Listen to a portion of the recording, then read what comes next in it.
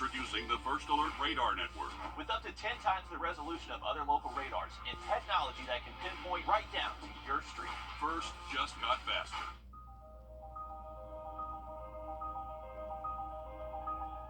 Parker's Kitchen is proud to partner with the Wounded Warrior Project to ensure that local injured veterans receive the life-changing programs and services they need. Please round up at checkout and we'll match your donation. Live from Augusta, you're watching News 12, live at 5. Well, after a wet weekend, we have even more storms rolling through our area this evening. Yeah, we heard them earlier. As you can see, too, the radar very active, which is why we're starting off with First Alert Chief Meteorologist Riley Hale. Riley, how much longer will this be sticking around? Guys, we got some pretty stormy weather across the area. Interchange is going to be your best bet because likely causing just a few backups. We'll go out to Grovetown next. You can see a little bit of sun mixed with some darker skies on the horizon. Right now, not seeing too many traffic impacts here at exit 190. Have a look at the rest of the week for you coming up in just about 10 minutes. Thanks, Riley. And take a look at this. It appears that there's some flooding that could make your drive on I-20 a little dangerous here. This is over by the South Carolina Welcome Center when you cross the Savannah River. We're not sure what's causing that flooding. You can see the concrete barriers they have there. It may be affecting drainage in the area, but please use caution when driving in that area. In less than a month, most of our schools will be out for summer break, but that leaves some students who rely on school for 2 meals without and puts more pressure on families struggling to make ends meet. Both Georgia and South Carolina governors cut their summer EBT programs for low-income families. Our Hallie Turner is live at 5 in our newsroom. And Hallie, you spoke to one local food pantry. What are they saying? Yeah, Mayor, the Master's Table Soup Kitchen says it's simple and scary. Their monthly totals are continuing to increase, and everything is adding up to show this is going to be one of their highest years yet when it comes to summer food service. The summer EBT program gives families at the start of the summer $40 per eligible child per month to help out with groceries while school is out. LaDonna Dolman says in years past, the program has been a big help. During the summer months, they feed even more kids. Even with the program active last summer, she says they were serving 300 to 400 kids a month. As of right now, they're serving anywhere from 8,000 to 9,000 trays a month for those who are experiencing low income, homelessness, they're disabled, and more. But she says looking at the numbers right now and knowing the program won't be in place this summer, she's worried about numbers doing more than just doubling. I'm afraid of the numbers tripling. With that being removed, I think it's definitely going to be a big hit on the families. It's definitely going to be the big hit on the single parents, mothers and fathers and grandparents that have kids. So I do expect for the numbers to be extremely high this summer. Now, LaDonna says they don't just need donations, they need hands in the help of their community. Coming up all new tonight on News 12 at 6 o'clock, LaDonna shares what they need the most and where you can play the biggest parts in one of their highest summers of hunger. All right, thanks for that, Hallie. A lot of people paying close attention to this. The need is so great. And it continues to go up. Thanks, Hallie. A morning full of tears, laughs, and final goodbyes for Deputy U.S. Marshal Thomas Weeks, Jr. Weeks is one of 4 officers killed 1 week ago during a deadly ambush in East Charlotte, North Carolina. Weeks was a 13-year veteran of the U.S. Marshal Service and leaves behind a wife and 4 children. A huge number of first responders from across the country were in attendance for today's service, as well as North Carolina Governor Roy Cooper and U.S. Attorney General Merrick Garland. Weeks was remembered as a hero both before and after his death. A neat way of thinking about Tommy is he died heroically, but he also lived heroically. I don't think there's a person that's come through this courthouse that met him in the context of a very difficult job that didn't come away feeling respected and respecting him. The other fallen heroes are Charlotte Mecklenburg Police Officer Joshua Iyer and North Carolina Department of Adult Corrections Officer Sam Palucci and William Alden Elliott. Elliott will be laid to rest on Thursday, and Palucci's funeral will be on next Monday. It'll be a race to the finish this week at the South Carolina State House. Lawmakers have just 3 days left to get bills passed before the 2024 legislative session comes to a close. Our State House reporter Mary Green explains what work they've got left to do. State law requires the General Assembly wrap up its work for the legislative session by 5 p.m. this Thursday. Thousands of bills have been filed here at the State House, ranging from many that haven't even gotten so much as a hearing to some that are just a vote away from reaching the governor's desk. So now lawmakers have to decide which ones get priority as time winds down. Among the bills awaiting a debate in the House are two big ones that have already passed in the Senate. The first would merge 6 state health and human service agencies into one. The other would make changes to the process by which the legislature selects judges. Across the hall, senators expect to wrap up debate on a House bill that updates South Carolina's name, image, and likeness, or NIL law for college athletes. Senators also have yet to debate a top priority this year from the Speaker of the House, an expansive energy reform bill. But it seems that bill is unlikely to move this week, as some senators want more time to study the issue over the fall. I'm confident that we'll get answers to our questions. We'll be more confident in the information that we have, and that we will be in a position to go forward with some significant energy legislation early 2025.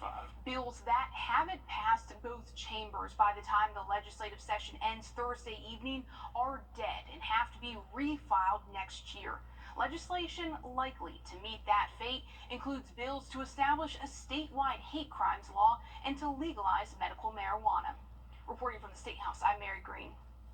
And lawmakers aren't completely leaving Columbia for the year quite yet. They'll be back for a special session in June to wrap up work on bills that have already passed both chambers but have differences that need to be worked out, including the next state budget. Georgia's Attorney General striking down a new gun ordinance in Savannah. The series of ordinances requires gun owners to lock up their weapons when storing them in a car. On top of that, gun owners would have to report their weapons as stolen within 24 hours of realizing that they're gone. Attorney General Chris Carr says those ordinances are now void, claiming they conflict with the state law that no municipality shall regulate possession or ownership of firearms. Still, Savannah Mayor Van Johnson says the city will continue to enforce it. An advanced type of procedure claims it can revolutionize skin cancer treatment, all without surgery. We'll show you how next, Riley. Well, it has been a very stormy start to the work week. We are still keeping an eye on a few severe thunderstorm warnings. Have an update for you just after the break. Time and Temp, brought to you by your First Alert weather team. This is not you. Late into the day Thursday, maybe still seeing a shower linger into our Friday. But take a look at the temperatures that will cool off behind that front late to the week. We'll see our high temps go from 90 Wednesday to only the 70s by Saturday. All right, thanks, Riley. A new type of skin cancer treatment being tested in South Carolina claims to involve no surgery, no pain, and no scarring. Sounds good, right? Carrie Beal spoke to one patient who had skin cancer on his nose to see how it works. Because I'm outdoors all the time. Like many of us, Peyton Howell says he probably spent too much time in the sun. When he went in for an annual checkup, his doctor noticed a spot on his nose. I did not have an idea, so that's another reason. Go see your dermatologist. After some testing, Dr. Elizabeth Dunleavy determined he had basal cell carcinoma. Oh, good to see you. But instead of surgery, the common treatment, she recommended a type of radiation called image-guided CRT. It uses a low-energy X-ray that only penetrates a certain depth into the skin. So the importance of that is you're not damaging surrounding tissues, you're not damaging deeper structures like you can do with the external beam radiation, which is different. This is why patients usually don't have scarring, but it's only for people with basal or squamous cell skin cancers.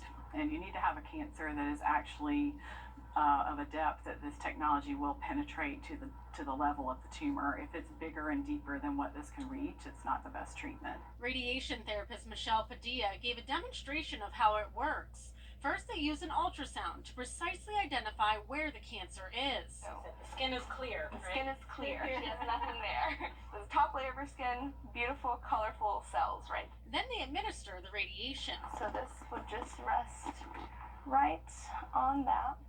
No pain during that time. There's no, there's no after effects. So it's really a very, very simple procedure. The procedure involves 20 sessions. You actually sit down in this chair and you're here probably less than 10 or 12 minutes. Howell says he did have to wear a Band-Aid on his nose for a few weeks, but the end result was worth it. And where that cancer was here, it's filled in with new normal cells. A study on the procedure showed a 99% cure rate. You know, you get through that and wear a little humility there, but it's, you know, to me it was so much worth it to be able to come back and literally my results were fantastic. Literally no more cancer on my nose. And a Band-Aid sounds a lot better than other things that you have to go through with skin cancer. Yeah, I was just telling Will, I have scars everywhere from where I've had skin cancer cut out of me, so. This sounds like a lot better than that. Yeah, I would say so for sure. And remember, this procedure is only for people with certain types of skin cancer, and the effects could vary person to person as well. Right, it couldn't be for everyone, but worth checking into. If you'd like to find out more about this treatment or if you want to see if you're eligible, make sure you talk to your doctor. But hey, it could save you some stitches and some scars. Absolutely, and always get checked too. That's your big thing. Oh yes, always get checked. I just got my annual 6 months check. It's important But it's worth it. Yes, It's so worth it. important. It's the most preventable type. Well, coming up, calls for the closure of a pandemic vaccine claims process. We investigate the astronomical administrative cost as experts warn taxpayers about funding the fiasco. First Alert Radar, powered by Jim Hudson Automotive Group.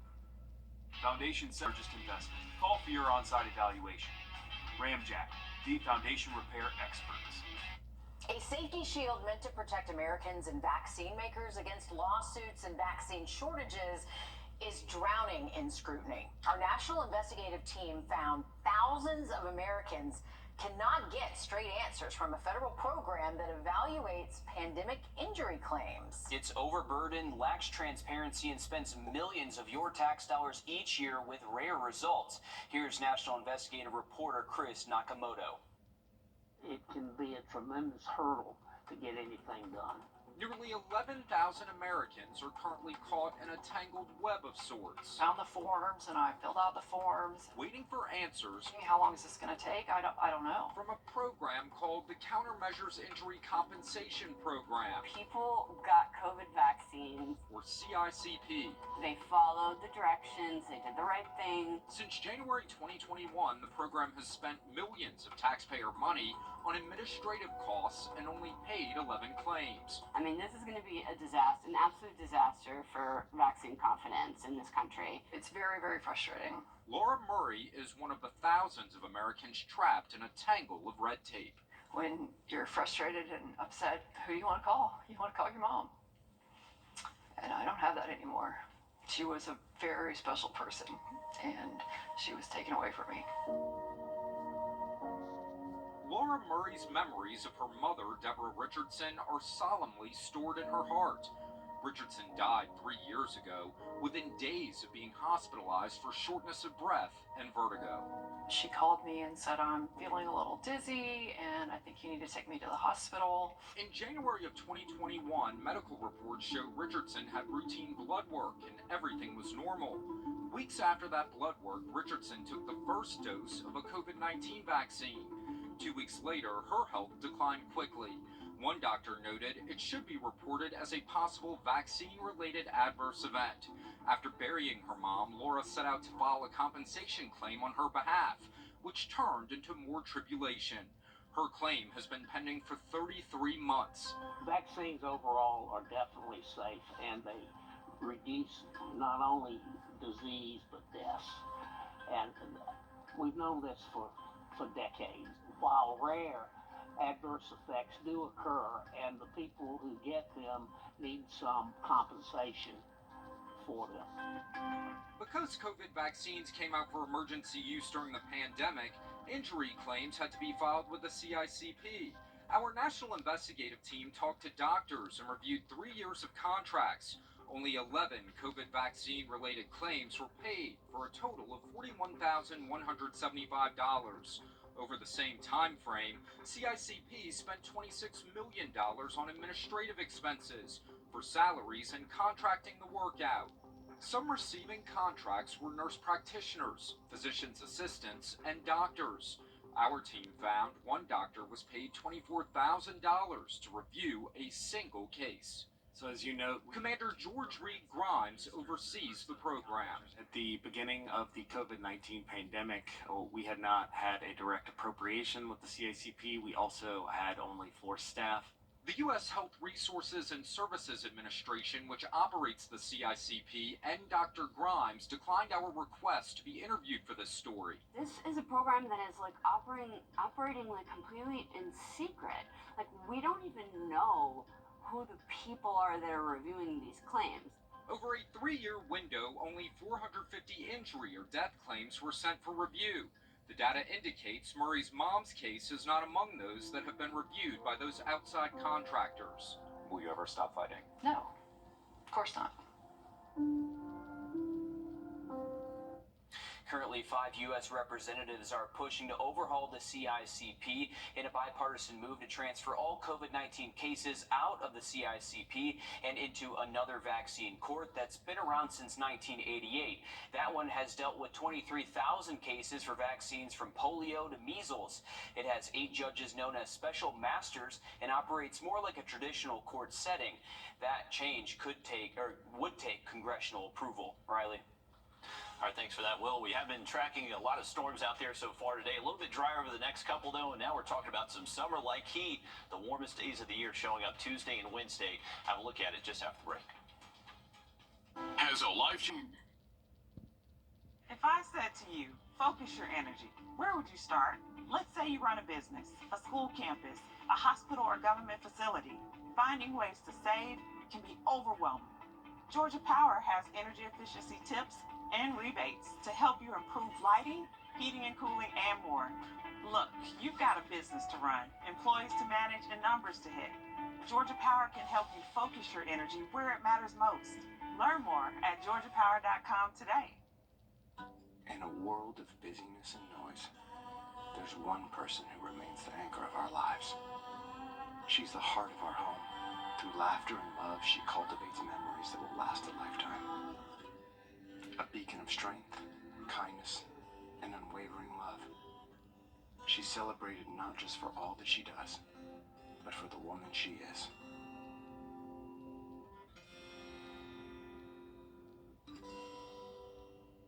Our first alert commitment to you is the power of 5 meteorologists. All the tools, the latest technology, and the first team of 5 meteorologists. News 12's First Alert Weather on your side. Your safety comes first with the First Alert Radar Network. First just got faster. Watching News 12 live at 5 continues. Well, take a look at this as Live at 5 continues. Hail falling in Grovetown this afternoon as storms roll through our area. These were sent to us by a viewer, and as you can see, those are at least the size of marbles, and my car would be screaming if it saw those right now. Yeah, you don't want to play games with that, absolutely Riley. not. No. That's not the best news, but how much more weather like this can we expect heading into the evening?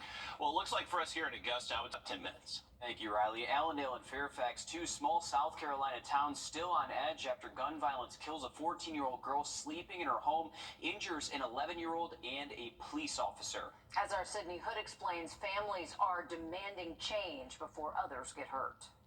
It won't be long before school's out for the summer here in Allendale County. It should be an exciting time for the folks here, but for Markayla Roberts' family, it's just another reminder that she's not here to experience it. The 14-year-old was shot in her sleep last Saturday. Her family says it's random. The bullet came through her grandmother's house, hitting Markayla while there were other family members in the bed with her. Now a week has passed and still no answers for this heartbroken family. Put the guns down and pick a book up.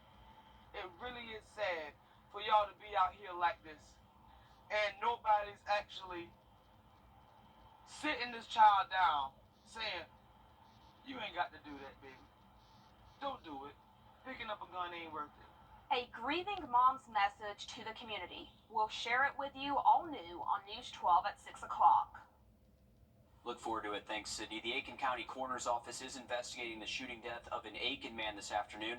At around 11:30 this morning, authorities say they responded to the 300 block of Greenwich Drive in reference to a shooting. Aiken County Coroner's Office says they found 22-year-old Jalen Jones shot to death in the shed in the backyard of the home. They say Jones will be autopsied Thursday in Newberry. The Coroner's Office and Aiken Department of Public Safety are continuing their investigation. And another 22-year-old is dead after a shooting last night at Lake Olmsted. The Richmond County Coroner says Jalene Sumter was shot at least once at around 8 p.m. on C Street. No word yet on any suspects or motive in this shooting. Also, a suspect wanted in connection to the shooting death of a 14-year-old at the Cedar Woods Apartments has turned himself in. Authorities say 15-year-old Darian Tanksley, on your screen, turned himself in yesterday. Now, this comes as deputies identified him as a suspect in that deadly shooting of 14-year-old Anthony Harrison. Over the weekend, family and friends shedding tears and holding each other close as they remembered Anthony. This is video from the balloon release Saturday. Anthony was a football and basketball player at Murphy Middle School when he died. He was known as a great kid on and off the field and court by many. A suspect wanted in connection to the shooting at the Augusta Mall arrested in Connecticut. The Richmond County Sheriff's Office says 20-year-old Kayshawn Neely was wanted on aggravated assault charges. Authorities are still looking for 26-year-old Samani Tanksley in relation to that shooting on the 28th. A Georgia woman is accused of scamming more than 200 people and stealing priceless items belonging to deceased loved ones. The Washington County Sheriff's Office says 32-year-old Destiny Magoon is charged with 12 counts of theft by deception. This comes after complaints claiming that she ran a business that offered to create mementos for customers. These victims sent her irreplaceable items belonging to loved ones but never received their final product or got those items back. The investigation is ongoing, and the hundreds of victims are from 25 different states. If you know anything or are a victim yourself, you can call the Washington County Sheriff's Office. The Richmond County Sheriff's Office is searching for a suspect wanted for aggravated assault.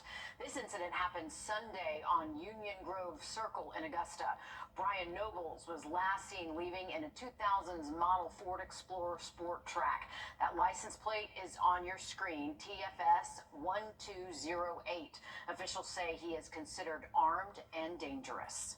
1 in 5 Georgians over the age of 65 may have a disability that makes them a target for scams, exploitation, or physical abuse. Reporter Abby Casoras shares how nonprofits and state agencies are teaming up to increase their reach across the state.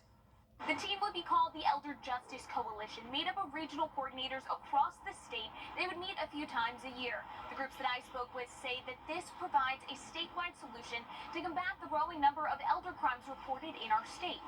They're concerned the governor might not be on board with their plan and could veto the bill. Really, everybody's aging. You just want to do it well, and we're all at different stages in that process. Deborah Stokes with the Georgia Council on Aging says the state needs to take steps now to protect some of the 15% of our population over 60. The U.S. Department of Justice found at least 10% of them will experience some form of elder abuse this year. With elder abuse, they are typically abusing or taking advantage of people that are older, disabled, a lot of them at one time. Nancy Petro with the Georgia Alzheimer's Association says they feel strongly about the bill because it pools resources from across the state together. This coalition would first establish a state adult abuse, neglect, and exploitation team to work with local agencies to collect data and report abuse. They want to work with law enforcement to provide training on what signs to look out for. You may have the investigators and DAs, and they're all trying to figure out how they can fight these things. But at the same time, just because maybe they're fighting one case in South Georgia, it doesn't mean that maybe, especially that person running a licensed personal care home, it doesn't mean they don't have another one 3 counties over, or maybe they've got 5 or 6 of them. The 40-day bill signing period ends on Wednesday. The governor is signing the state's budget on Tuesday. So far, he has not vetoed any legislation yet. Anything he does not sign still becomes law. In Atlanta, I'm Abby Casoras. Today, 9 Richmond County graduates committed to starting their professional careers. These students are part of a program called Reaching Potential Through Manufacturing, or RPM. Together with a partnership with Textron, they specialized vehicles. Students got real hands-on experience while still in school, which they will now use in their careers. The students here have the opportunity to not only go to work, but they also go to school here at the RPM site. So most students either work first or second shift, which means that they spend half of their day on the work floor. Now, this is part of a yearly program with Richmond County Schools. A big congratulations to these students. Starting this Friday, if your vehicle has the Carolina Squad modification, you can now be ticketed versus just given a warning. The Carolina Squad is when a vehicle has more than 4 inches difference between the front and the back. The reason behind this ban was safety concerns with squatted vehicles, especially visibility issues. The ban went into effect last November, but the grace period ends this Friday. Mechanics say that they've also been educating drivers on the upcoming shift in the law when people request this modification. I wouldn't just tell them no, I would explain to them why it is not safe to do it to the vehicle. Not just unsafe, but it also does damage to the motor, the transmission, and other components. After the grace period ends Friday, your first fine will start at $100 and go up from there. After your third fine, you could even lose your license. So make sure that you're fixing that modification there in South Carolina. Riley? Well, we've seen a lot of wet weather off here over the last several days, over the weekend and to start off the weekend. We're looking drier Tuesday, Wednesday before the potential for severe storms Thursday. Have a look at that first alert forecast just after the break. Time and temp, brought to you by your First Alert weather team. Introducing Brett, what are you doing? Laminating some stuff? First off, pretty sure that's a federal offense. And second, that's for our customers to laminate their Medicare cards when they come in for a commitment-free consultation. My bad. Or U64.com. Almost 3 weeks after strong hailstorms tore through Rock Hill, South Carolina, homes are still in bad shape there. Sidings are peppered with holes, windows are shattered, and some vehicles unrecognizable there. Yikes! Now homeowners are waiting for insurance payouts and hoping to mitigate further damage to their property.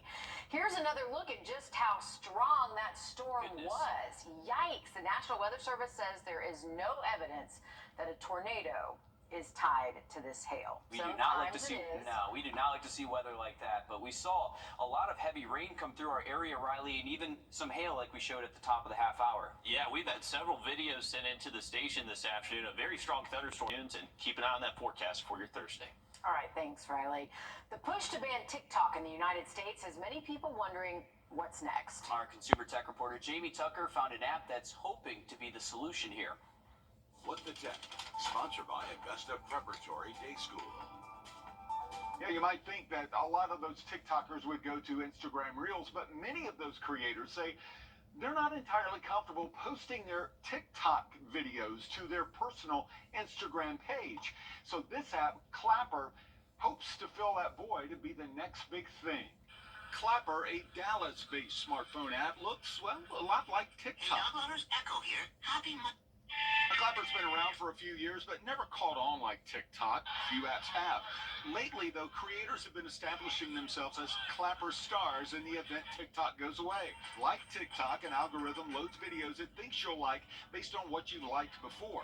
There's a For You feed, one for creators you follow and a feed of creators nearby.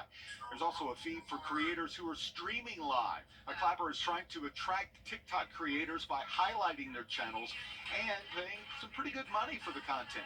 And as far as the content goes, it's very similar to what you see on TikTok. A lot of comedy and a lot of pranks.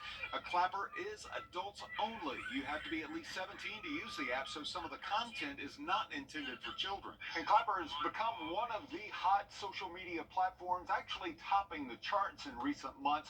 It could be where most of those TikTokers go to endlessly scroll. I'm Jamie Tucker, and Clapper is the app of the day.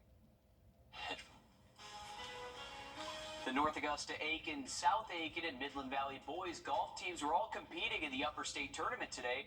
We'll have the latest from Lancaster next in sports.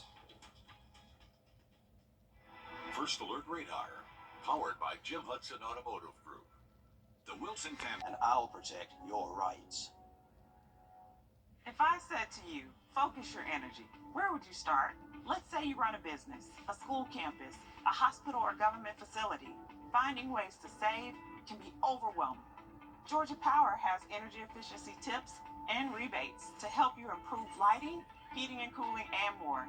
Look, you've got a business to run, employees to manage, and numbers to hit. Georgia Power can help you focus your energy where it matters most. Learn more at georgiapower.com today. Our First Alert has always given you the edge against severe weather. And now, with our new First Alert radar network, First just got even faster. With up to 10 times the resolution of other local radars and technology that can pinpoint right down to your street, First just got faster. Breaking news live at 5. A gun was found inside a Josie High School student's book bag today, according to school officials. In a letter sent home to parents, a student told administrators another student had a gun on campus. Now, administrators found the student and found a gun after a search. No word yet on if the student is facing any charges here. This is the same school where one student was shot back in August of last year. Well, the South Carolina boys Class 4A boys golf upper state tournament just wrapped up out in Lancaster, and a few of our local teams put on a show up there. They sure did. Our sports director and our sports teams, they've been following this action with North Augusta, Aiken, South Aiken, and Midland Valley all trying to take the top spot. Dan? The North Augusta boys golf team won the Class 4A state title last year, and in order to do it again, they'll have to go through a loaded field with some of their longtime rivals standing in their way. Here's News 12's Alyssa Lyons. Here on the links in Lancaster, only 8 teams plus the 2 low-round individuals will advance to that state final, including reigning champs, the North Augusta Yellow Jackets. The Jackets, Aiken Hornets, and Midland Valley Mustangs were all on site. North Augusta had extra momentum behind their swings. The Jackets coming off their 3rd consecutive region title. Shooting a 65, Jackson Beggs with a 31 on the back. He medaled and helped his team to a 291. By 3 strokes, the Jackets secured the upper state title for the 2nd year in a row. Really nice. Yeah, last year I shot 80, so came back and played really well. So it was nice to be the leader this time and not have the score, be thrown out. So it was really good. So I was worried starting out. It was slow. It was raining. It wasn't the best conditions, and so we kind of had a slow start. But I was glad and proud of the guys the way they played back from adversity. And that's been a couple weeks that we've done that. So as a coach, that's a positive sign for me that if we have a couple bad holes, that we can always battle back. Aiken, sitting on the cusp for most of the afternoon, took the 8th and final spot. Richard Anaclario shot a round of 73. He helped the Hornets to a team score of 310. I hit the ball pretty solid. I just didn't get many putts to fall. I had one bad swing. It was on 16, made triple, but then I followed it up with a good eagle on 17. So it was a solid day. Midland Valley season comes to an end after finishing with a 372. There's only one more thing to check off the list now. At Edgewater, Alyssa Lyons on your side. Thank you, Alyssa. Cracking the top 8 in the upper state tournament. North Augusta and Aiken are both moving on to a shot to win a state title. Now, due to the inclement weather, the playoffs for baseball and softball tonight are shaking up a little bit.